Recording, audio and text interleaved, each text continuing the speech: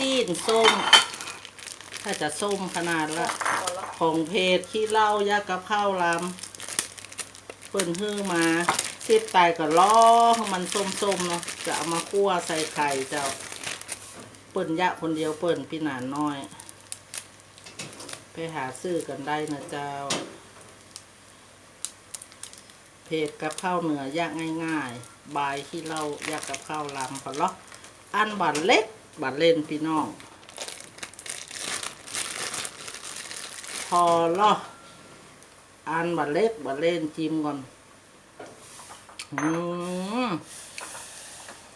มาแต้มมาว่าใจมันให้เอาขวาเสียบไตใจมือล่างเรียบร้อยเอาฉีกอย่าอีพอถ้าหั่นมันจะบาลาม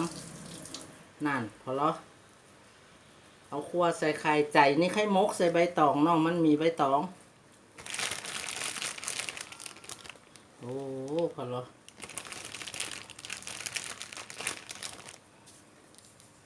คั่วมดนี่จะมีคนกินกันนะแม่เดี๋ยวแบ่งให้แม่ไปใส่บานพวก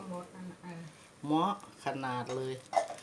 คั่วละแบ่งไว้ไปใส่บาตรน้ำย่อยตูดแต่บาส้มสักต่อใดเจ้าส้มหม้อเฮาเสียใจจะมักอีถ้าไปซื้อที่ไหนเปิ้นยะใหม่นะเอามามัดใส่ตู้กับข้าวไว้นี่พอแล้วผนังพอแล้วของพี่นานน้อยโอ้เฮาอ้นได้เฮากินกันนะส้มแม่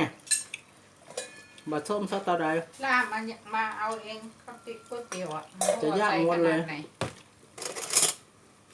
จะคั่วหมดเลยเอาให้แม่ใส่บานพวก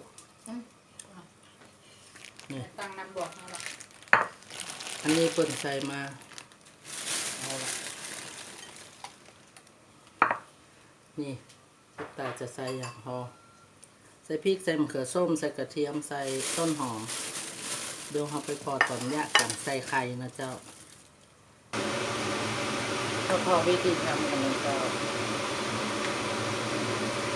ใส่น้ำมันเข้าไป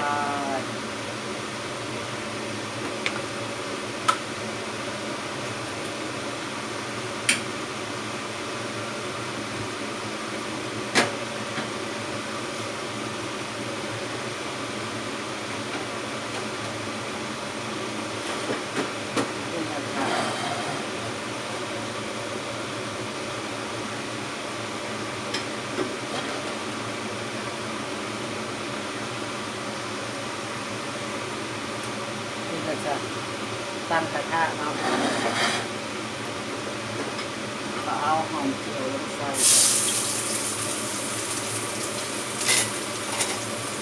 หอมเจียวลงใส่ให้มันหอม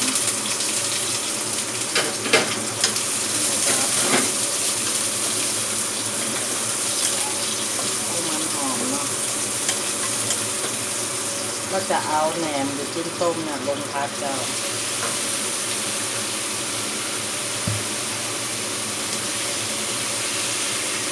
เจ้าตายจะบ่เอามีดหั่นนะเจ้าจะบ่เอามีดหั่นแล้วเขามาพอเตาเทศดีกว่านะไม่ให้กับไฟก็มา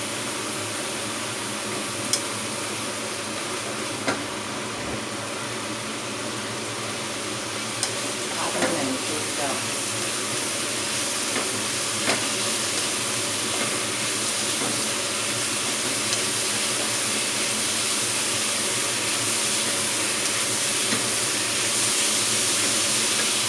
แหนมพัดนี่ใส่อย่างก็อร่อยนะเจ้า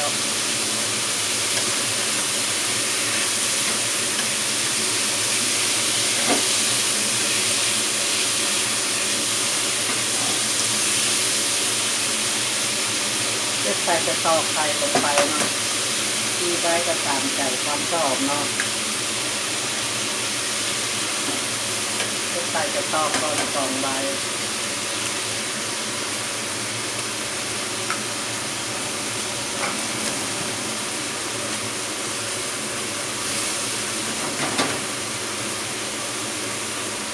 แหนมพัดไข่เนาะถ้าภาษาไทยตำเมืองเขาบอกว่าที่ส้มใส่ไข่เนาะเชฟตายจะเติมอันนี้ลงไปแล้วตามใจชอบว่าจะใส่ไปเท่าไหร่ แต่เชฟตายจัดไป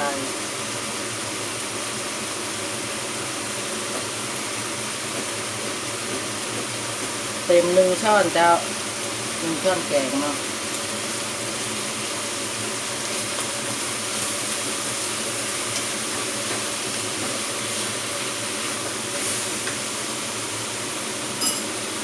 เติมไข่ลงไปเหมือนกันเจ้าดูความข้นความแข็งตัวของไข่ตอแหนมที่เขาคัดเนาะ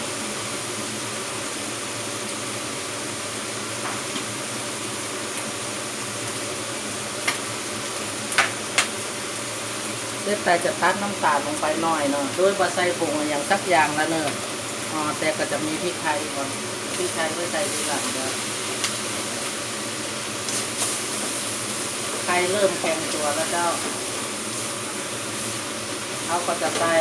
หอมใหญ่กับมะเขือเทศลงไปเนาะมะเขือเทศก็เอาสีสันจะเป็นมะเขือเทศใหญ่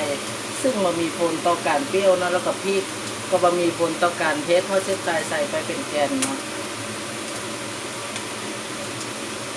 เราพัดให้มันเข้ากันเนาะง่ายๆเจ้าง่ายๆเลยเนาะง่ายๆบ้านๆเขาเลยแล้วก็จะใส่พริกไทยเจ้าใครจะได้กาอย่างกระตามใส่จะหน่อยพริกไทยเจ้าแต่ความชอบโดยเชฟตายใส่กับอันน้ำพริกไทยช่วงนี้อาจจะมีคนว่าอันอย่างมะยะอันอย่างใส่ซ่อนมีอย่างเดียวก็แล้วแต่ความชอบของใครของมันแต่เซตตายจะบอกหู้ถึงการว่าถ้าเขาแยกกับข้าวนะมันแบบจะอยู่ที่ชูรสหรือว่าอย่างที่ยาลำสักอย่างอ่ะจะเขาใส่อย่างก็ได้ที่มันมีอย่างรวมรสหมดอ่ะเนาะอันนี้ก็คือรวมหมดทุกอย่างแล้วเจ้าอยู่ในนี้เนาะนี่นะเจ้าก็ได้ผัดแหนมบายเชฟตายผัดแหนมใส่ไข่บายเชฟตายเนาะ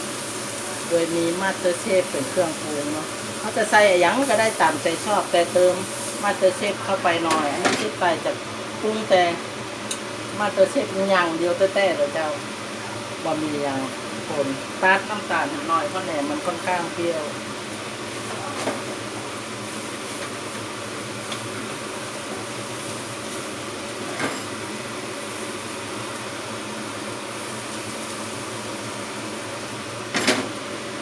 ใส่ต้นหอมลงไปเพิ่มสีสัน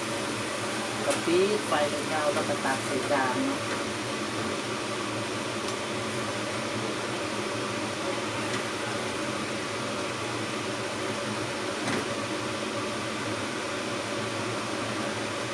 อุดมไปด้วย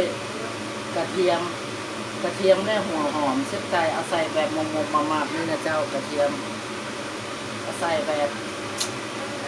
เป็นชิ้นเป็นอันนะเจ้า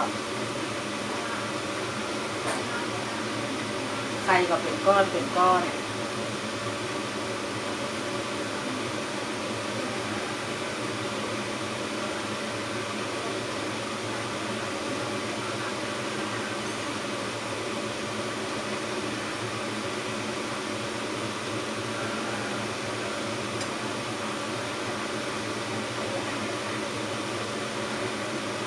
้นหอม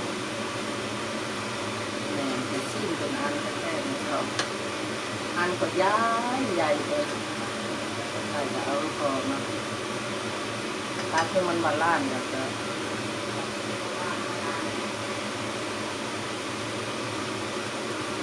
โอ้โหเยอะมากก็จะได้แหนมพัดไข่หรือจิ้นส้มคั่วใส่ไข่บ้านเฮาเนาะแหนมผัดไข่บายเชฟตายปรุงด้วยมาสเตอร์เชฟเจ้าใครจะมากก็อย่างเพิ่มก็ใส่ลงไปได้นะเจ้าแต่เชฟตายจะเน้นนี่ไว้ปักกันไม่คลิปหน้าเจ้าสำหรับคลิปนี้จิ้นส้มคั่วใส่ไข่ของเมืองเหนืออันนี้เป็นจิ้นส้มของเพจอาหารเหนือทำง่ายๆเนาะบายขี้เหล้ายักกับข้าวลำขอขอบคุณมาณที่นี่เจ้าพี่หนานน้อยขี้เหล้ายักกับข้าวลำน้องแก้วตาเจ้าล้านยูตี้เยื่องโรงพยาบาลพระนั่งเก้านะเจ้าติดกับรั้วของมหาวิทยาลัยราชมงคลเนาะเป็นลานกว้างเลยเจ้าเปิดตั้งแต่บ่าย3 โมงเป็นต้นไปจนไปถึง4 ทุ่มพระเจ้าของวันศุกร์เสาร์อาทิตย์อาหารเหนือล้วนๆนะเจ้า มีวงดนตรีให้ฟังตัวเนาะชื่อว่าวงแหลวไปฟังไปชมและไปนั่งกินกับข้าวเมืองเหนือกันเลยเจ้าสวัสดี